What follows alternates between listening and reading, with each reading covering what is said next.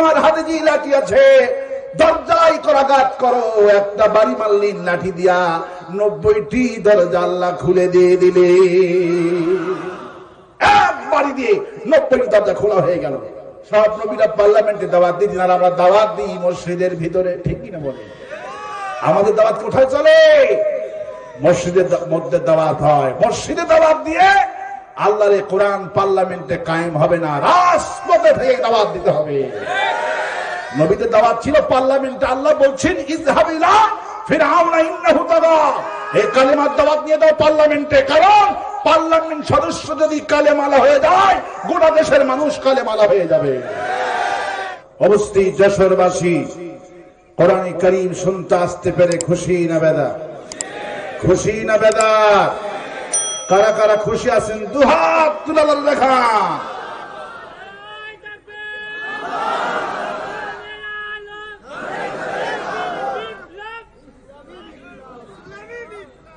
আল্লাহ হাতকে কবুল করুন বলি আমিন। আরো আসতে বলি আমিন, আরো আসতে বলি আমিন, আরো আসতে বলি আমিন। কোরআন শুনতে এসেছি। কি শুনতে এসেছি? কোরআন শুনতে এসেছি। এই কোরআন কি জামাত ইসলামীর কোরআন? এই কোরআন কি শিবিরের? এই কোরআন কি বিএনপির? এই কোরআন কি তাবলীগের? এই কোরআন কি আল্লামা সাইদির? এই কোরআন কি মামুনুল হকের? এই কোরআন কি চরমনাই পীরের? কোরআন তাহলে কার? সবাই চিল্লায় বলেন কোরআন কার? কোরআন হলেন সকলের। কোরআন কার?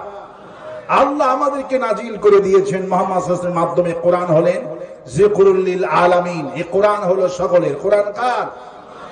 আল্লাহ কার? আল্লাহ সকলে। আল্লাহ হলো রব্বুল আলামিন। নবী কার? নবী হলো রাহমাতুল লিল আলামিন। তাহলে নবীও সকলের, কোরআন সকলের, আল্লাহও সকলের। তাফসীর মাহফিল জামাত ইসলামের মাহফিল নয়, এটি হলো সকলের মাহফিল, ঠিক কিনা? কিন্তু কিছু কিছু জায়গায় দেখতে পাচ্ছি আমির হামজার মাহফিল গুলি বন্ধ করা হচ্ছে জামাত ইসলামের মাহফিল বলে। তারেক মনোয়ারের মাহফিল বন্ধ করা হচ্ছে জামাত ইসলামের মাহফিল বলে। আচ্ছা, এই কোরআন যদি আওয়ামী লীগের হয়, এই কোরআন যদি বিএনপির হয়, তাহলে আজকের মাহফিল কি শুধু জামাত ইসলামীর না আওয়ামী লীগেরও? বলেন সবাই বলেন। কোরআন যদি বিএনপি আর আওয়ামী লীগের হয়ে থাকে, তাহলে মাহফিল কি শুধু জামাতের না আওয়ামী লীগ বিএনপি তাদেরও? সবার এই মাহফিল। তাহলে বোঝা গেল এই কোরআনের মাহফিল কোন দলীয় সিদ্ধান্ত নয়, দলীয় কোনো বিষয় নয়। কোরআনটা হলো সকলের। কোরআনটা কার? কোরআন হলো সকলের। কোরআন হলো মধু, আমরা হলাম সবাই মৌমাছি। মধু আছে যেখানে মৌমাছি সেখানে, মধু নাই যেখানে মৌমাছি নাই সেখানে। মৌচাকে যদি কেউ ঢিল মারে অবস্থাটা কি হয়? মৌমাছি মনে হয় ভয় পায়। ঢিল যে মারুক, যে পদে নিতাই মারুক, ঢিল মারুক, মৌমাছিরা কিছুতেই ছাঁদ দেন না। ছাঁদ দেন? মৌমাছিরা ছাঁদ দেন না। মৌমাছিরা চিন্তা করে তুই যে পথে নিতে হোস, যখন কামড় দিয়েছিস তোর আস্ত করে আমি হুক ঢুকাই দিব। কোরআন হলো মধু, আমরা হলাম মৌমাছি। আমাদের মাহফিলে যদি কেউ ঢিল মারে, আক্রমণ করে, আমরা মৌমাছির চাকেরা ছেড়ে দিব না। রাজি আছেন? কারা কারা হাত তুলে দেখা।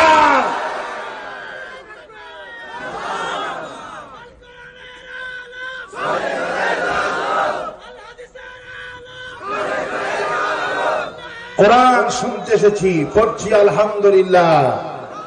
নবী করিম সাল্লাল্লাহু আলাইহি ওয়াসাল্লামের জীবনে হাজার হাজার মুজিজা সংঘটিত ছিল। শ্রেষ্ঠ মুজিজা তার নাম হলো কোরআন। তার নাম কি? তার নাম হলো কোরআনে কারীম। আজকে সেই কোরআনে কারীম শুনতে আসতে পেরে খুশি না বেজার? আগামী মাস হলো কোরআন নাজিলের মাস। কিসের মাস?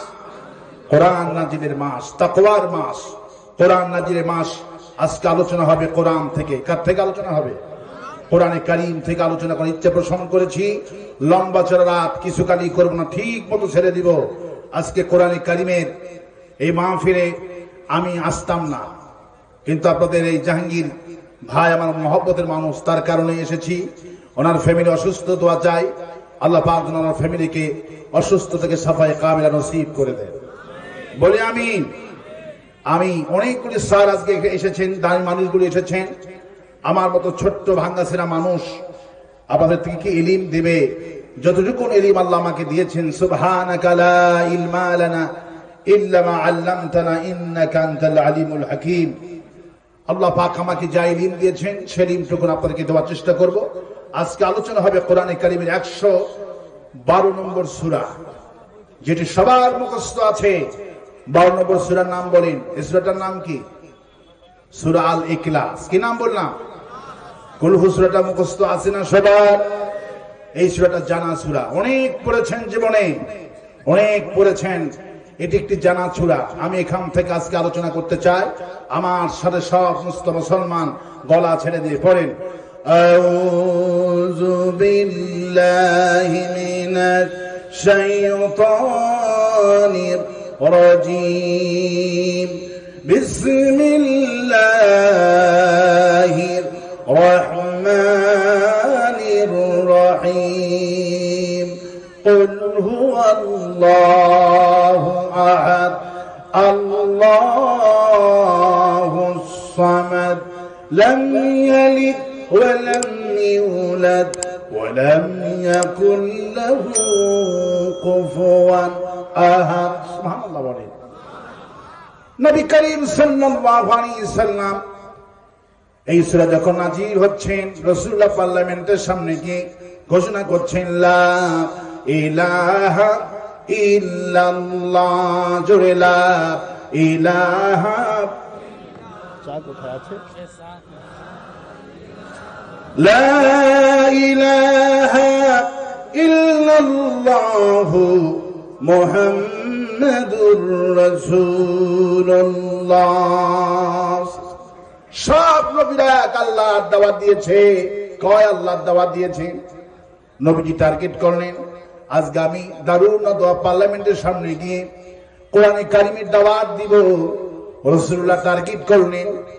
রাসূলের সেই টার্গেট অনুযায়ী একটা দল আছে, রাতের বেলায় শুয়ে শুয়ে কোরআনের জন্য টার্গেট করে, ঠিক কিনা বলে? অমুক ভাইদেরকে দাওয়াত দিব। নবীজি সিদ্ধান্ত নিলেন পার্লামেন্টের সামনে কি দাওয়াত দিব। কার দাওয়াত দিবেন? কারণ সাধারণ মানুষগুলি হিদায়াত হয়ে কোনো ফজিলত নাই। নেতারা যদি কালেমা পড়ে হিদায়াত হয়ে যায়, গোটা দেশের মানুষ কালেমা পড়ে মুসলমান হয়ে যাবে। এই জন্য আল্লাহ পাক নেতাদের কাছে কোরআনের দাওয়াত দেওয়ার জন্য কোরআনে কারীমে বলছেন, মুসা আলাইহিস সালামকে বলছেন, ইযহাব ইলা ফিরআউনা ইন্নাহু তাগা। হে মুসা, তুমি কালেমার দাওয়াত নিয়ে যাও, ফিরআউনের দরবারে চলে যাও। কারণ ফিরআউন যদি কালেমালা হয়ে যায়, গোটা দেশের মানুষ কালেমালা হয়ে যাবে। এই জন্যই চলে যাও। মুসা আলাইহিস সালাম আল্লাহর ওহী পেয়ে চলে গেলেন, ফিরআউনের দরজায় চলে গেলেন। দরজাগুলি তালাবদ্ধ, 90টা দরজা ছিল মূল ফটক থেকে সংসদ ভবন পর্যন্ত 90টি দরজা তালাবন্ধ। ইবনে কাসির বলেন, মুসা বলছে, হায় আল্লাহ তাআলা, 90টি দরজাই তালাবন্ধ, একটাও খোলা নাই, কেমন করে সংসদে পৌঁছে যাব? আল্লাহ পাক বলে, কোনো ভয় পেও না। ওয়ামা তিলকা বিয়ামিনিকা ইয়া মূসা, তোমার হাতে যে লাঠি আছে, দরজায় করাঘাত করো। একটা বাড়ি মারলেন লাঠি দিয়া, 90টি দরজা আল্লাহ খুলে দিয়ে দিলে। এক বাড়ি দিয়ে 90টি দরজা খোলা হয়ে গেল। পার্লামেন্টের সামনে চলে গেলেন, দাওয়াত দিলেন, লা ইলাহা ইল্লাল্লাহ, লা ইলাহা ইল্লাল্লাহ মূসা কালিমুল্লাহ, লা ইলাহা ইল্লাল্লাহ ইব্রাহিম খলিলুল্লাহ, লা ইলাহা ইল্লাল্লাহ ঈসা রূহুল্লাহ, লা ইলাহা ইল্লাল্লাহ মুহাম্মাদুর রাসূলুল্লাহ। নবী আমার ঠিক টার্গেট করে চলে গেলেন। সব নবীরা পার্লামেন্টে দাওয়াত দিতেন, আর আমরা দাওয়াত দিই মসজিদের ভিতরে, ঠিক কিনা বলে? আমাদের দাওয়াত কোথায় চলে?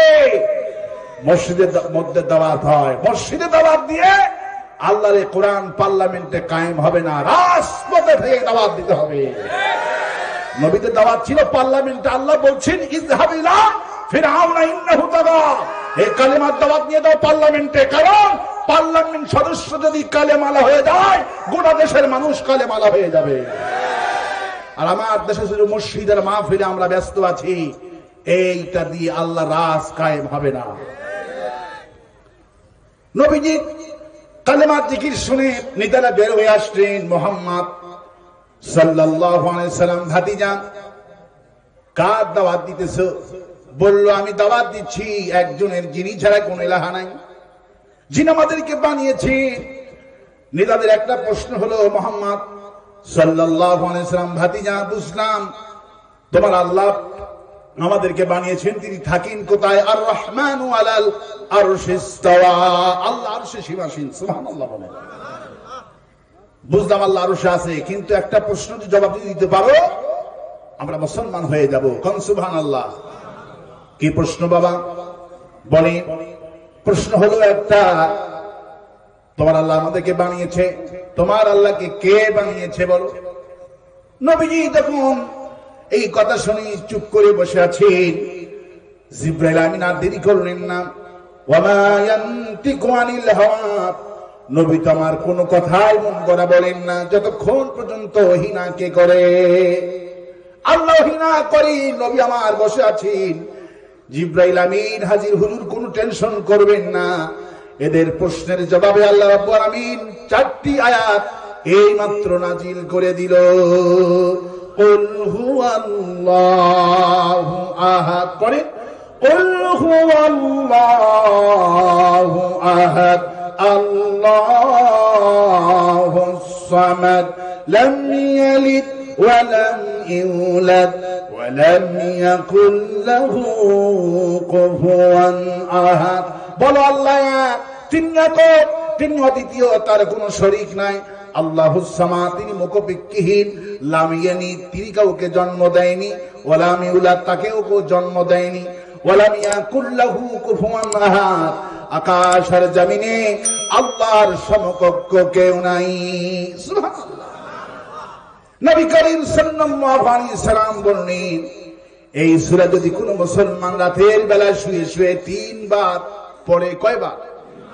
3 বার যদি কোনো মানুষ পড়ে, 30 পারা কোরআন পড়লে যেই সওয়াব আল্লাহ পাক, সেই সওয়াব আমলনামায় দিয়া দিবে।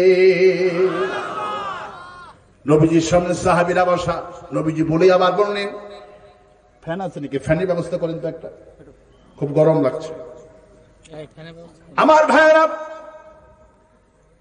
রাসূল করিম সাল্লাল্লাহু আলাইহি সাল্লাম বলে বললেন, এই সওয়াব কিন্তু সকলেই পাবে না। এই সওয়াব কিন্তু সকলেই পাবে না। সাহাবীরা পাগল হয়ে গেল, হুজুর বলেন কি?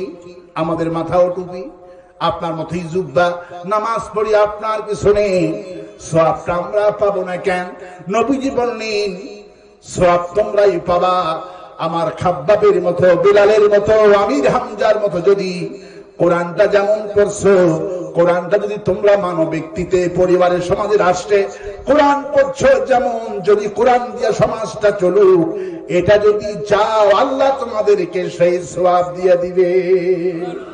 কিন্তু তোমাদের পার্থক্য হলো, তোমরা শুধু কোরআন পড়ছো কিন্তু কোরআনের প্রতি ঈমান আনছো না, আল্লাহর প্রতি ঈমান আনছো। কার প্রতি ঈমান আনছো? আল্লাহ পাক বলতে, হাবিব এই সমস্ত সাহাবীদেরকে বলে দেন, আল্লাহর প্রতি ঈমান আনলেই হবে না, নবীর প্রতি ঈমান আনলেই হবে না, ঈমানটা আনতে হবে কোরআনের প্রতি। কারণ যেই লোকগুলি কোরআন পড়ছে নিজেরাই কোরআন মানে না। এমপি সাহেব সুন্দর সুন্দর কথা বলে গেলেন, আমাদের মাহফিলে এমপিরা মন্ত্রীরা সুন্দর সুন্দর কথা বলে, তাহলে এই এমপিরা মন্ত্রীরা এত সুন্দর কথা বলে, তাহলে শরীফ থেকে শরীফার গল্প বই কেমনে সাবা হয়? আওয়াজ দেখুন ঠিক। এখানে বলে এক কথা, পার্লামেন্টে গিয়ে কেউ কথা বলে না অন্যায়ের বিরুদ্ধে। মাহফিলে ঠিকই বলে, কিন্তু ওখানে যেখানে আইন পাশ করা জায়গা সেখানেই কেউ বলে না। এই জন্য আল্লাহ পাক এই সমস্ত লোকদের জন্য বলেন, নবী যেই লোকগুলি সূরা ইখলাস পড়ছে রাতের বেলায়, পুরো কোরআন শরীফের সওয়াব চায়, এদেরকে শুনিয়ে দেন। আল্লাহর প্রতি ঈমান আনলে কেউ ওদেরকে মারবে না, নবীর প্রতি ঈমান আনলে কেউ মারবে না, ওদেরকে শুনিয়ে দেন। বিমা উনজিলা ইলাইকা ওয়া মা উনজিলা মিন ক্বাবলিক। সুবহানাল্লাহ। এই লোকদেরকে বলেন, আমি যে কোরআন নাজিল করেছি আর যে কোরআন তোমরা তেলাওয়াত করছো, এই কোরআন শুধু তেলাওয়াত করলেই হবে না। বিমা উনজিলা ইলাইকা, আমি যে কোরআন নাজিল করেছি এই কোরআনের প্রতি তোমাদেরকে ঈমান আনতে হবে। এই লোকগুলি কোরআন তেলাওয়াত করে ঠিকই, কোরআনের প্রতি ঈমান আনেনি। কোরআন দিয়া সমাজ ব্যবস্থা হোক, চুরি করলে হাত কাটা লাগবে, এই আইনটা কে দিয়েছে? বলে চুরি করলে হাত কাটা লাগবে, আইনটা কে দিয়েছে? চোখ যদি কেউ নষ্ট করে, চোখের বদলে চোখ, নাকের বদলে নাক, হত্যার বদলে হত্যা, জানের বদলে জান, এই আইনগুলি কে দিয়েছে? এই লোকগুলি শুধু কোরআন শুনে, কোরআন পড়ে, কিন্তু কোরআন দিয়ে চুরির বিচার হোক, নাকের বিচার হোক, হত্যার বিচার হোক, এই লোকগুলি সেটা চায় না। এই লোকগুলি সেটা চায় না, শুধু আল্লাহর জিকির, আল্লাহর জিকির করে। নবীজি বলছেন, দেখো আল্লাহর জিকির করলে কোনোদিন মামলা করবে না। আমার নামে দরুদের ফজিলতের বয়ান করলে কেউ কোনোদিন মামলা করবে নাকি? আমি যদি দরুদের ফজিলত বয়ান করি, মন্ত্রী কাঁদবে, এমপি কাঁদবে, কত নেতারা কাঁদলো, চোখের পানি ফেলে কান্দে। হুজুর বলেন কি? নবী করিম সাল্লাল্লাহু আলাইহি ওয়াসাল্লাম বলছে, কোন মানুষ যদি একবার আমার প্রতি দরুদ পড়ে, আল্লাহ পাক 10টি গুনাহ ওই বান্দার মাফ করে দেয়, 10টি রহমত নাজিল করে, আর 10টি মর্যাদা ওই বান্দার বৃদ্ধি হয়ে যায়। একবার যদি দরুদ ইব্রাহিম পড়ে, ছোট হোক বড় হোক, দরুদ যদি পড়ে, 10টি গুনাহ বা 10টি মর্যাদা বৃদ্ধি, 10টি রহমত নাজিল হয়। সুবহানাল্লাহ। এই ফজিলত বয়ান করে কেউ মারবে নাকি? কেউ গালাবে নাকি? শাবান মাস আসতেছে, মসজিদে মসজিদে শাবান মাসের ফজিলত চলছে। আল্লাহুম্মা বারিক লানা রাজাব শাবান ওয়া বাল্লিগনা রমাদান। হে আল্লাহ তাআলা, বিশ্ব নবী দোয়া করতেন, আল্লাহ রজব যখন দিয়েছেন আমাকে শাবান দেন, শাবান যখন দিয়েছেন আমার হায়াতটা রমজান পর্যন্ত বাড়ায় দান করুন, আমিন। রাসূলুল্লাহ বলতেন, আমি শাবান মাসকে দুটি কারণে সবচেয়ে বেশি ভালোবাসি। কারণ কয়টা?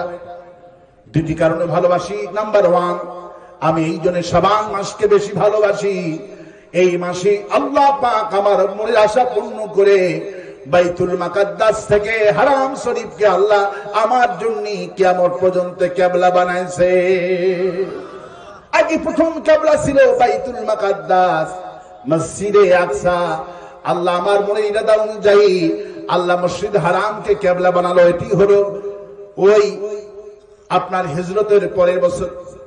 আর 2 নম্বর কারণে আমি এই জন্য কোরআনকে ভালোবাসি, এই মাসে আল্লাহ পাক আমার প্রতি দরুদ পড়া মুসলমানদেরকে ফরজ করে দিয়েছে।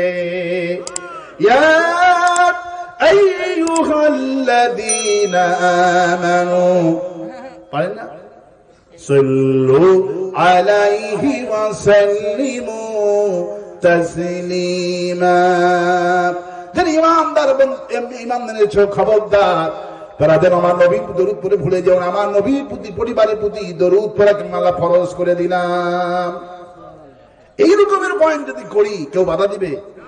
বলেন, রাত শেষ হয়ে যাবে, কেউ বাধা দিবে না। নবী ওই সাহাবীদেরকে বলেন বাধা তখনই দিবে, আল্লাহর প্রতি ঈমান আনলে কেউ বাধা দিবে না, কেউ মারবে না, মামলা দিবে না। যখনই বিমা উনজিলা ইলাইকা, যখনই কোরআনের প্রতি ঈমান আনবা, যখনই ঘোষণা করবা আল্লাহর আইন চায়, কোরআনের বিচার চায়, তখনই যেই নেতারা ফুলের মালা গলায় দিছিল, ওই নেতারা তখন ফাঁসি রশি গলায় দিবে। আমাদের কোরআনের পাখি, আমাদের কোরআনের পাখি শহীদ আল্লামা দিলওয়ার হোসেন সাইদি হুজুর যদি এই কোরআনের কথা না বলে যদি মুরিদ বানাতেন, বলেন তো জেলখানায় 1 সেকেন্ড থাকতে হতো নাকি? আমাদের কোরআনের পাখি যদি মুরিদ বানাতেন, প্রধানমন্ত্রী থেকে শুরু করে রাষ্ট্রপতি পর্যন্ত এমন কোন মানুষ নাই মুরিদ হতো না। কিন্তু উনি যখনই বিমা উনজিলা ইলাইকা কোরআনের প্রতি ঈমান আনলেন আর কোরআনের শাসনের কথা বললেন, যে হুজুরের বাড়িতে যারা গেছেন দেখবেন হুজুরের বাড়ির আলমারিতে জায়গা নাই, বস্তা ভরে ভরে রাখা হয়েছে। কত মন্ত্রী তাকে ক্রেশ দিলেন, উপর হুকুম দিলেন, শুভেচ্ছা দিলেন, কত ফুলের মালা দিলেন। শুধু এই নয়, এই পৃথিবীতে কেমন পর্যন্ত এত বড় উপর হুকুম আর কেউ পাবে বলে আমার মনে হয় না। দুবাই বাদশাহ শেষ হুজুরের শেষ সফর যে বছরে হয়েছিল, দুবাই বাদশাহ 80 ভরি সোনা দিয়া একটা আবা বানিয়ে দিয়েছে। 80 ভরি সোনা দিয়ে একটা আবা দিয়েছে। আল্লাহু আকবার বলে। এত বড় কি পৃথিবীর কোন মুফাসসির পায় নাই। আল্লাহ পাক আমাদের কোরআনের পাখির নসিবে দিয়েছিলেন। এই সোনার মানুষটাকে চিনতে পারলাম না, চিনতে পারলাম না। শুধু একটা মাত্র অপরাধ, আল্লাহর কথা বললে মার হবে না, নবীর ফজিলত বয়ান করলে মার হবে না, মার হবে বিমা উনজিলা ইলাইকা, আমি যে কোরআন নাজিল করছি এই কোরআনের প্রতি ঈমান আন। তার মানে হলো এই তারা কোরআন পড়ে ঠিকই কিন্তু কোরআনের প্রতি ঈমান আনে না। কোরআন পড়ে ঠিকই কিন্তু কোরআনের প্রতি ঈমান আনে না। ওরা চায় কোরআন তেলাওয়াত করে সওয়াব হাসিল করতে চায়, আছে না নাই? আল্লাহ পাক বলেন কোরআন তেলাওয়াত করলে সওয়াব হবে না, কোরআন তেলাওয়াত করলে সওয়াব হবে না। তুমি যদি নিজেই কোরআন বিরোধী হও, মরার পরে পৃথিবীর সব মানুষগুলি কোরআন খতম করলেই কোরআনের সওয়াব পাওয়া যাবে না। নিজে যদি কোরআন আলা না হন, নিজে যদি কোরআনের পক্ষে না থাকেন, পৃথিবীর সব মানুষগুলি আপনার জন্য দোয়া করলে কোনো ভয় হবে না। নিজে আগে কোরআন শরীফ মানতে হবে। কিন্তু আজ অবস্থা এই হয়েছে, কোরআন প্রতিদিন শুনছেন, আমরা শোনাচ্ছি প্রতিদিন 3 কোটি মানুষ, বাংলাদেশের মানুষ কোরআনে কারীম শুনছে, কিন্তু এই দেশের মানুষ কোরআন শুনছে, কিন্তু এই দেশের মানুষ কোরআন বুঝতে পারছে না। কোরআন শুনছে ঠিকই কিন্তু কোরআন বুঝছে না, কোরআন বুঝছে না। কোরআন শুনছে প্রতিদিন, কিন্তু কোরআনের কর্মী হতে গেলেই, কোরআনের কর্মী হওয়ার কথা বলতে গেলেই, কোরআনের প্রতি ঈমান আনার কথা বললেই নাক ছিটকায়, তখন আজেবাজে ফতুয়া মারে। ঠিক কিনা বলে? আর আস্তে কোন ঠিক কিনা? কোরআন শুনলে হবে না, কোরআন বুঝতে হবে। কোরআন তেলাওয়াতের মধ্যে কোনো ফজিলত নাই যদি কোরআনটা না মানে। আমার দেশের প্রধানমন্ত্রী বছরে 3 খতম মারে। কয় খতম? প্রধানমন্ত্রী নিজে 3 খতম মারে। নারায়ণগঞ্জের শামীম ওসমান দৈনিক নফল নামাজ পড়ে 70 রাকাত। শোনেননি? এত ইবাদতকারী আছে, প্রধানমন্ত্রী কোরআন পড়ে, মন্ত্রীরা কোরআন পড়ে, কোরআনটা বোঝেন না। কোরআন যদি বুঝতো, কোরআনের পাখিরা 1 সেকেন্ড জেলখানায় থাকতো না। কোরআন পড়ে ঠিকই, কোরআন বোঝে না। ঠিক কিনা বলে? কেমন বুঝে? আমি দৃষ্টান্ত এভাবে দিই। একটা ছেলের ওজন হলো 120 কেজি। কত কেজি? 120 কেজি ওজন, বয়স 30 বছর। লক্ষণ খারাপ না ভালো? বলেন। লক্ষণ খারাপ। ডাক্তারের কাছে গিয়েছেন, ডাক্তার সাহেব টেস্ট ফেস করে সন্ধ্যার সময় বলছে, এই ছেলে তোমার শরীরে সব ভালো, কিন্তু আমি যে তোমাকে প্রেসক্রিপশন করছি, এই প্রেসক্রিপশন মতো যদি 1 মাস চলতে পারো, ওজন কমবা 40 কেজি। কত কেজি? 40 কেজি। ছেলে প্রেসক্রিপশন নিয়ে ডাক্তারের কাছে চলে গেলেন।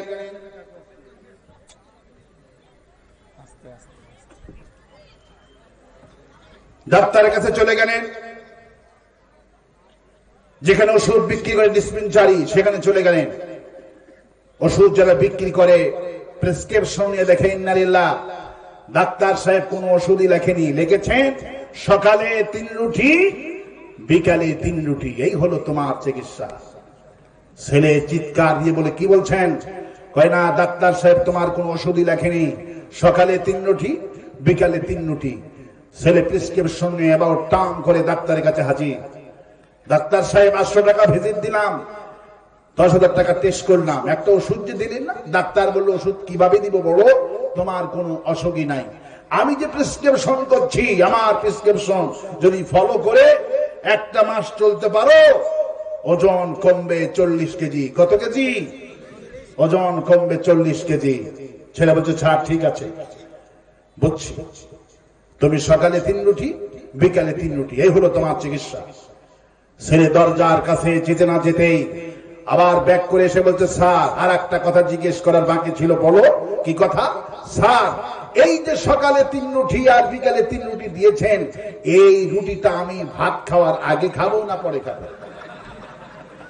আচ্ছা বলি, এ কিছু বুঝতে পেরেছে? এ কিছু বুঝেছে? আজকে আমাদের দেশের অবস্থা ঠিক ঠিক রকম হয়েছে। প্রতিদিন কোরআনের মাহফিল আমরা করছি, প্রতিদিন মানুষ কোরআন শুনছে, কোরআন মন্ত্রী শুনছে, এমপিরা শুনছে, চেয়ারম্যান গুলি কোরআন শুনছে। কিন্তু কোরআন শোনার পর পরের দিন চার স্টলে বসে বসে একটা মন্তব্য করে, হুজুর একটা আসছিল রাজনীতি করে গেল, হুজুর একটা আসছিল রাজনীতি করে গেল। তুমি যদি কোরআনে কারিম যদি বুঝো না বুঝো, কিয়ামত পর্যন্ত এই কোরআন শুনে কোনো ফজিলত হবে না। আমার ভাইরা, মুনাফিকরা কোরআন পড়ে, মুনাফিকরা কি বলে? মুনাফিকরা কোরআন পড়ে, মাথায় টুপি লাগায়, চেহারাটা সুন্দর, কিন্তু কোরআনের প্রতি মানে না। কোরআনটা দিয়ে সমাজ রাষ্ট্র চলুক, ওরা সেটা চায় না। ওদের কাছে সবচেয়ে বড় বাধা হলো এই কোরআনের সমাজ প্রতিষ্ঠা হওয়া। এই জন্য আল্লাহ বলেন, হাবিব এই লোকদের মাথায় টুপি দেখলে ইমানদার ভাববেন না। এই লোকদের মাথায় দাড়ি, মুখে দাড়ি আর মাথায় টুপি দেখলে ইমানদার ভাবার কোনো কায়দা নাই। এদের কোয়ালিটি আমি আপনাদেরকে জানাচ্ছি। ওয়া মিনান নাসি, পড়েন, ওয়া মিনান নাসি মান ইয়াকুলু আমান্না বিল্লাহি ওয়া বিল ইয়াউমিল আখির ওয়া মা হুম বিমুমিনিন। হে নবী, যেই লোকগুলি, ওয়া মিনান নাসি মান ইয়াকুলু আমান্না বিল্লাহ, যেই লোকগুলি আল্লাহর প্রতি ঈমানের কথা বলে, আপনার কাছে সেই ঈমানের কথা বলে, আপনার প্রতি ঈমান আনছি, আল্লাহর প্রতি ঈমান আনছি বলে, এই লোকগুলোকে বলেন আল্লাহর প্রতি ঈমান আনলে হবে না, নবীর প্রতি ঈমান আনলেই হবে না। বিমা উনজিলা ইলাইকা, আমি যে কোরআন নাজিল করেছি, এই কোরআনের প্রতি ঈমান আনতে হবে। কোরআন দিয়ে সমাজ চলুক, এটা তোমাদেরকে যেতে হবে। আর আমি যে নবী, আমাকে নেতা মানতে হবে। কিন্তু মাথায় টুপি দিলে কি হবে, নামাজ পড়লে কি হবে?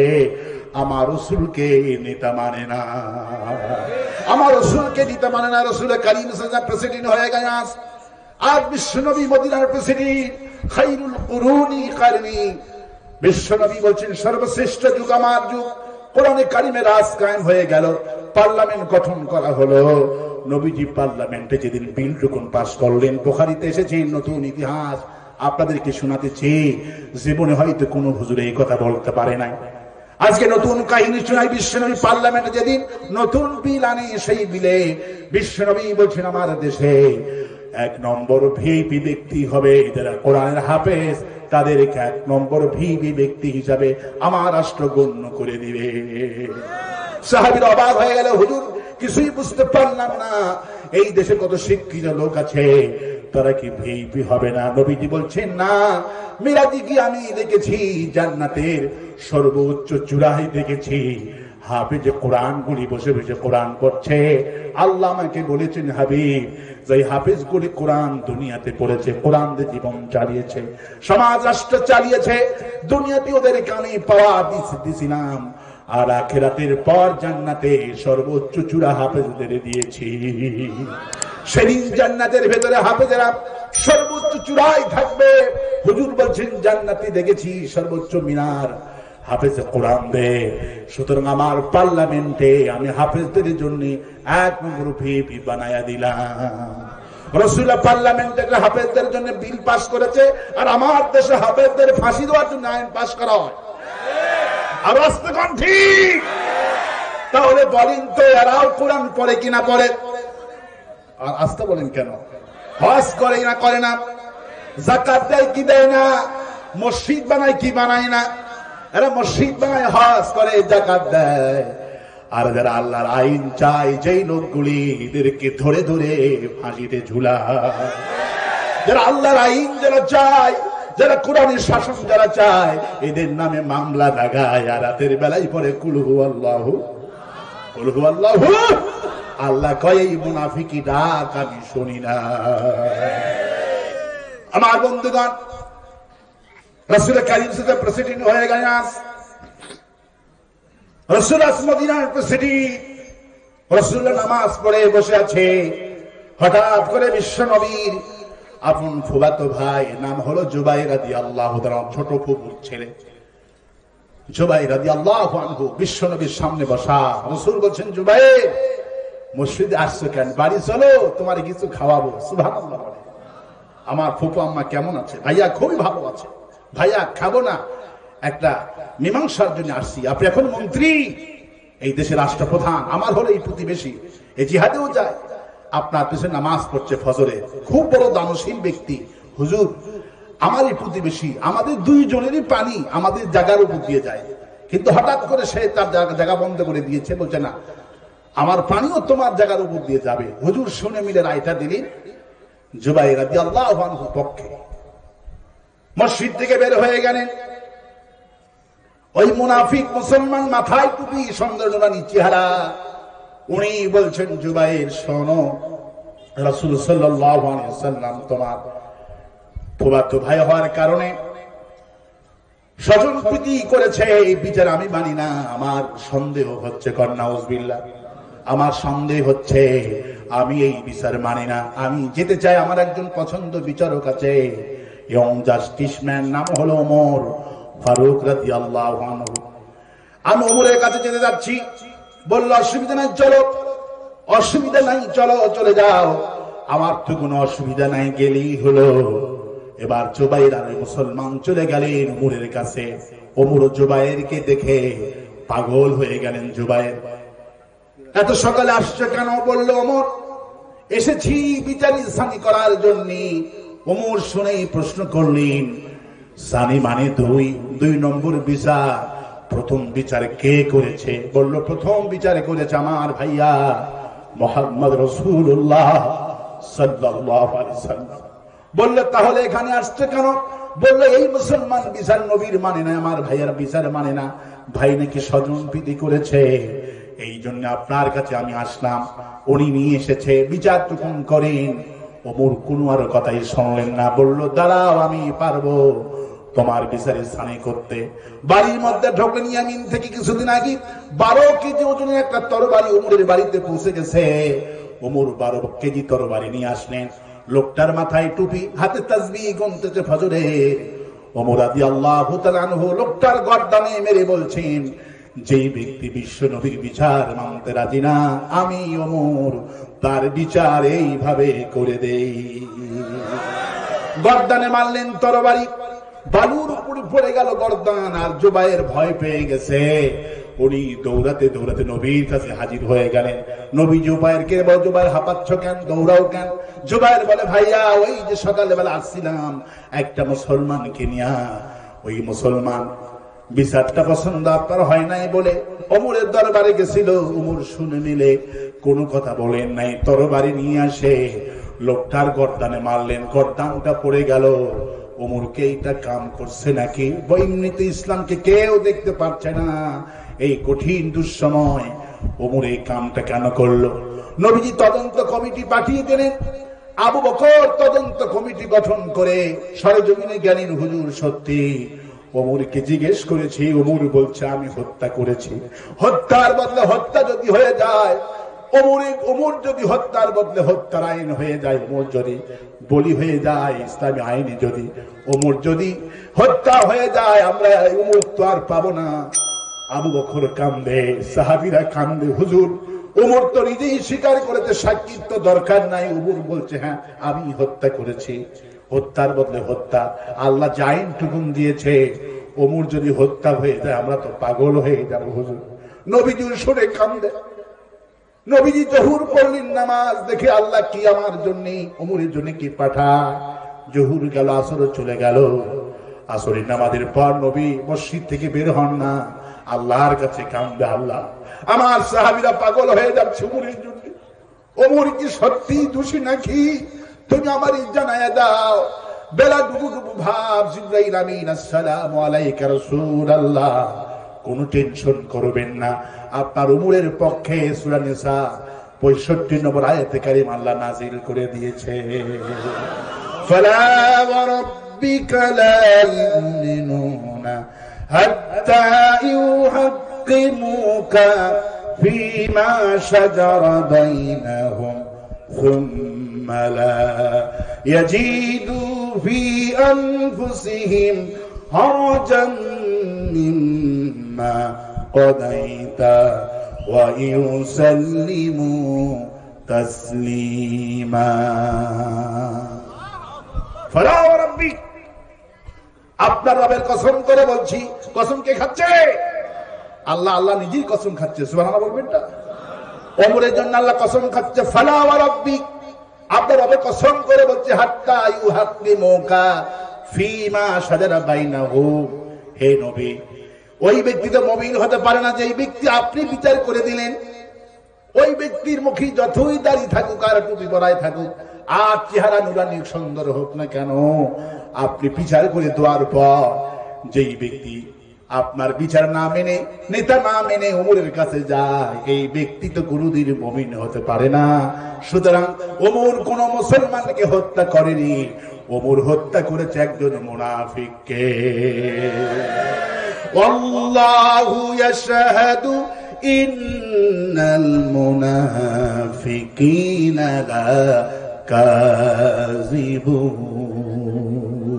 হে নবী মুনাফিকরা যতই আপনার কাছে এসে বলুক আমরা ঈমানদার আল্লাহু ইয়াশহাদু আমি আল্লাহ সাক্ষ্য দিতেছি এই মুনাফিকরা মিথ্যাবাদী এই মুনাফিকরা মসজিদ বানায় মুনাফিকদের মসজিদে ছিল আল্লাহ পাক সেই কথা বলছেন সেই মসজিদের কথা আল্লাহ সূরা তাওবা আবার বললেন ওই মসজিদের নাম হলো মসজিদে জিরার কি নাম বললাম মসজিদে জিরার আমার বন্ধুগণ আমার ভাইয়েরা ওরা মসজিদ বানায় মুসলমানদের বিপক্ষে বানার জন্য বর্তমান পৃথিবীতে যেই মসজিদগুলি বানানো হচ্ছে এইগুলি মুনাফিকদের মসজিদ এই মসজিদ ওরা বানায় ওদের ইচ্ছা মতো ইমাম নিযুক্ত করে আপনি যদি কোনো মজলুমের পক্ষে দোয়া করেন একটা সেকেন্ড চাকরি থাকবে না